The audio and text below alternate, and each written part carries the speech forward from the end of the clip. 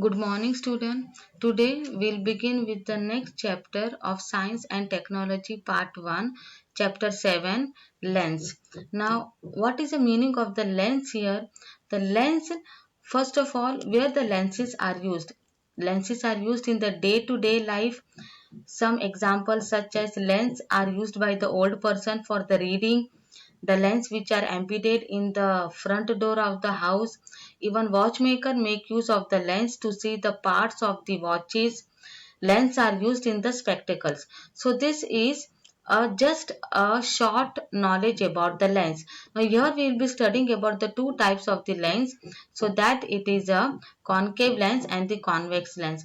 This concave lens called as diverging lens and this convex lens called as a converging lens.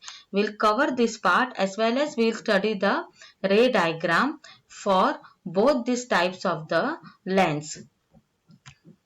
Now, how you define lens? What is a lens? It is a transparent medium which is bound by the two surface. These are the two surface.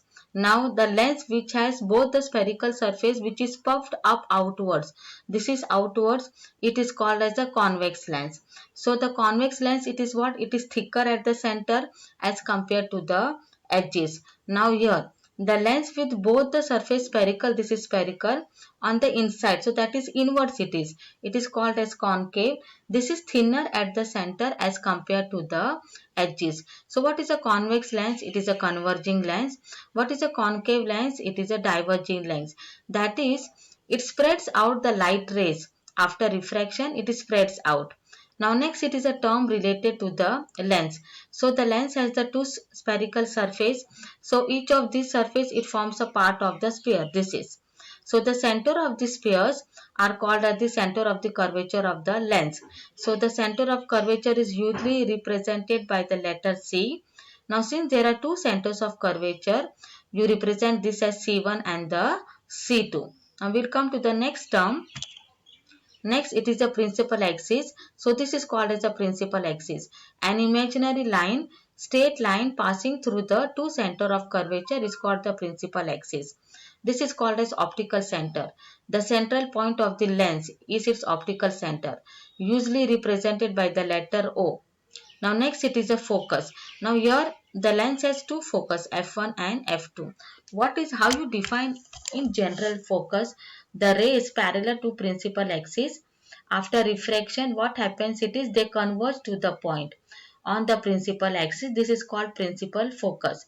Now for the rays, parallel rays, it is from the opposite, and where you will get the focus, you will get the focus on the opposite side. So it has the two focus f1 and the f2. So a lens has two focus f1 and the f2. You can see if you pass the parallel rays from opposite side of the lens, this is opposite side, you get another principal focus on the opposite side. So this is when the rays parallel to principal axis, this is for the concave, gets refracted by the concave lens. Where they meet, they do not meet, they appear to diverge from a point on the principal axis. This is principal axis, they appear to diverge. So they, and afterwards if it is extended, they meet. So concave lens also has the two focus, so that is f1 and f2. So for that purpose, this is called as a diverging. Why? Because the light rays spread out.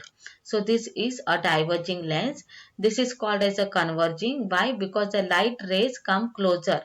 After refraction, what happens it is they come close, they meet at one point, and this is the parallel rays.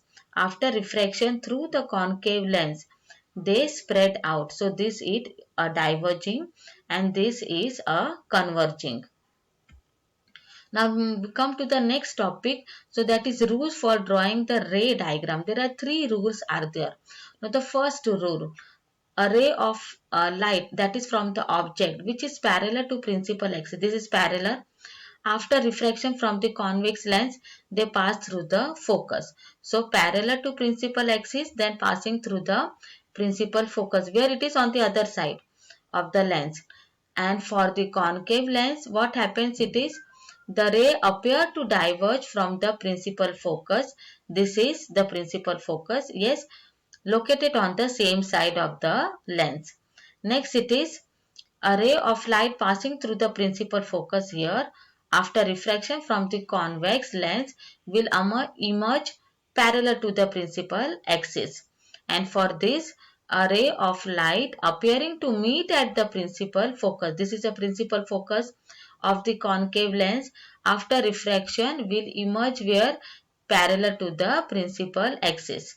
So this is next, a ray of light passing through the optical center here of the lens will emerge without any deviation. Okay, now next it is, we'll study the image formation by the convex lens. First, if it is at infinity, so that we have already seen it is, if it is at infinity, where will be the image formed? That is at the focus. Which focus it is? At f2. So in the here it is the similar written. At infinity, position of image at f2. Size it is point size, very small size, real and inverted, that is a nature. Now next it is beyond 2f1, here you can see if it is beyond 2f1 where it is a image between f2 and 2f2. What is the size? It is diminished. What is the nature? Real and inverted. Next it is, if it is at 2f1 here, then image at 2f2, the size it is same size, it is real and inverted. Next it is between f1 and 2f1. You can see here, just see this second box.